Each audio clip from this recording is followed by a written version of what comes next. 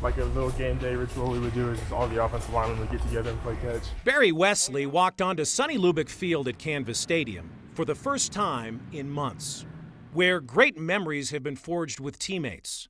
It's also the place the 21-year-old shared details from the darkest day of his life. I remember, just standing in front of my teammates, and I was looking at my roommates, and I could see the tears in their eyes, and it made me tear up, and it just made me think about all the memories and the connections that we shared together, and the possibility of me not being here and being able to make more. Beautiful day.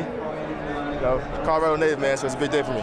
The 6'6", 300-pound offensive lineman took a summer job as a door-to-door roofing salesman. On June 11th, while working in Loveland, he and a supervisor were approached by a man with a gun. And I remember seeing a green hat, and I just, heard the commands of get on the ground, and that's exactly what I did. According to court documents, Scott Gudmundson called 911 and reported Antifa was in his neighborhood. He told dispatchers he was going to confront them. The 65-year-old forced Wesley and his coworker to the ground at gunpoint. Barry pleaded for his life, while Gudmundson knelt on his neck and jammed a gun barrel into his back. I think that's the only time in my life where I think, that could have been it. That could have been, where my story ended. And I'm very grateful that it didn't. Police found Gudmundson standing over Wesley, pointing a pistol at his back.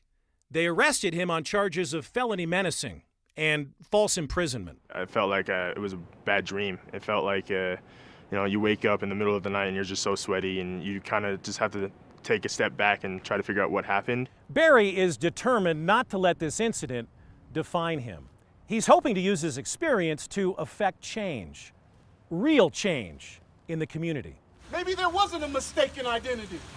Maybe he saw exactly what he was told to see. For the people that don't understand it, like why, black community is so upset and so sad and so tired of everything going on, try to put yourself in that situation of you being on the ground, someone putting their knee on the back of your neck and jamming a gun into you. No one wants that. No one can imagine that, but it's real and it's happened to me. Reporting for 9 News, I'm Arran Andersen.